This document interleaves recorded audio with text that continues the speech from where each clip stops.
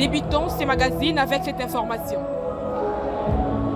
Maître Dido Songolé salue le gouvernement Samalou Kondé II et invite ces derniers à se préoccuper des problèmes majeurs du pays, entre autres la tenue des bonnes élections en décembre 2023 et le rétablissement de la paix dans l'Est de la RDC. JD Reportage. Dans une interview accordée ce samedi 25 mars 2023 au micro des Magazines Plus, le coordonnateur du mouvement Rien qu'est-sans le jeune, Maître Dido Songolé, salue le gouvernement Samalou Kondé II et invite ces derniers à l'amélioration des conditions de vie de la population. Je crois que notre souci, l'idéal de tout Congolais est que nous puissions avoir un grand changement parce que depuis un moment, les pays sont en train de souffrir sur plusieurs plans et l'idéal c'est d'avoir vraiment un changement. On a reconduit les anciens ministres, il y a des nouvelles personnes, mais aussi il y a des anciennes personnes que nous connaissons déjà. Moi, je crois que au-delà de tout ce que l'on peut dire, au-delà du profil de toutes ces personnes, l'idée ou l'essentiel est de donner une chance à ces nouveaux gouvernements. Et ce gouvernement a deux responsabilités selon moi. Je crois que la première responsabilité, on est pendant une période électorale. C'est le gouvernement d'organiser les élections dans les délais. C'est un élément important. Et deuxièmement, comme vous le savez très bien, la guerre à l'Est. Je crois que ce gouvernement a deux responsabilités majeures. La première, c'est celle d'organiser les élections dans les délais impartis selon notre constitution. Et deuxièmement, c'est la guerre à l'Est. Vous le savez, depuis un moment, le M23 est en train d'évoluer, à un moment en train de reculer. Il n'y a pas vraiment de stabilité. C'est plus de 200 jours que Bunagana a été récupéré par le M23. Je crois que ce gouvernement a vraiment une grande responsabilité pour rétablir la paix partout en République démocratique du Congo, mais de nous donner des élections vraiment crédibles et transparentes. Et qu'il y ait changement ou pas de gouvernement, il y a ce qu'on appelle en politique la continuité de la gestion de la chose publique. C'est un principe important où l'administration doit continuer de vivre, peu importe le changement des individus. Et les grands problèmes qui se posent malheureusement pendant cette période, c'est deux problèmes. L'insécurité à l'est du pays, où jusqu'il y a encore certaines villes et villages où on a suspendu l'enrôlement des électeurs. Et de l'autre côté, on a suivi nous tous le président de la CENI qui a déploré que pendant un moment, ils ne reçoivent plus la subvention de l'État.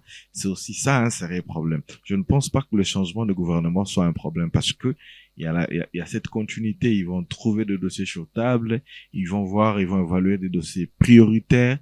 Et de l'autre côté, le grand problème, c'est que les décaissements doivent se faire parce que on est presque en retard. Il ne reste que quelques mois.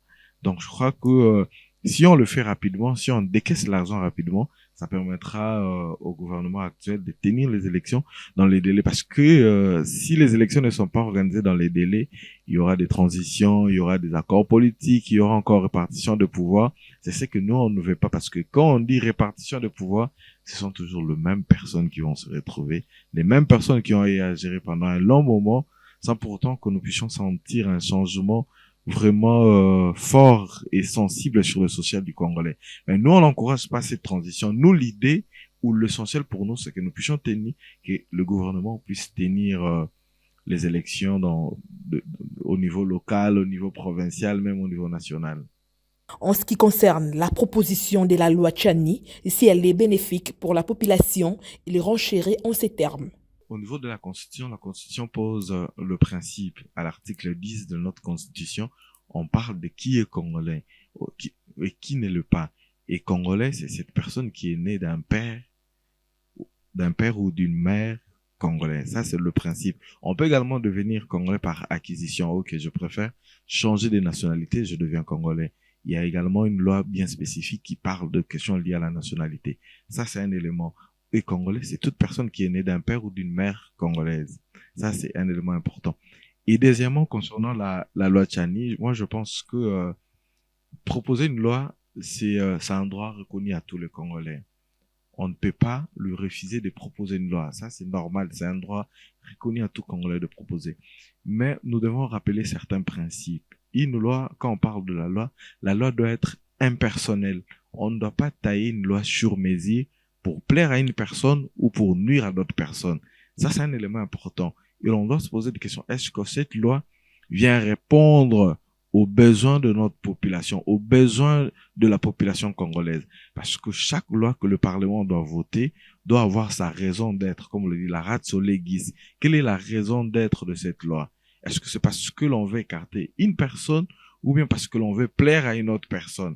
Ça, c'est important. Une loi, selon le principe international, même national, doit être impersonnelle. On dit que, OK, vu tel élément, tel autre élément, on doit également avoir telle loi pour répondre aux besoins de notre communauté. Ça, ce sont des éléments importants. Et de l'autre côté, moi également, je suis en train de critiquer cette loi parce que, au-delà de dire que pour briguer certains postes, il faut être congolais de père et de mère, et il y a également, tu peux être congolais de mère et de père, mais si tu as une femme étrangère, tu ne peux pas occuper un poste. Bon, je me dis, on ne peut pas mélanger la vie privée d'une autorité ou d'une personne qui envisage d'être président à l'institution présidente de la République. Je crois que c'est deux personnes, c'est deux aspects que l'on doit vraiment dissocier. Je peux épouser une Congolaise, une étrangère, une Burundaise, peu importe la nationalité, mais je reste Congolais. Je sais ce que veut dire la gestion du pays. Je sais que je suis redevable devant le peuple congolais. Je pense que c'est aussi un élément qui dérange. Mais moi, je rappelle à nos parlementaires qu'ils ont cette grande responsabilité de vraiment réfléchir, de savoir quelle est la vraie raison d'être de cette loi. Si c'est pour répondre aux desiderata de notre population, ok, pas de problème, ils peuvent adopter la loi. Mais si c'est une loi taillée sur mesure, tôt ou tard, cette loi va rattraper, parce que les individus peuvent mourir, ils peuvent partir, mais les institutions demeurent, nos lois demeurent.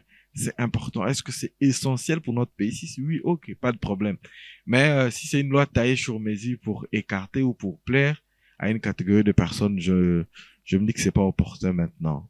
Rappelons que le chef de l'État a procédé à un réaménagement du gouvernement Sama Lukonde, selon l'ordonnance présidentielle lue à la télévision publique jeudi dernier.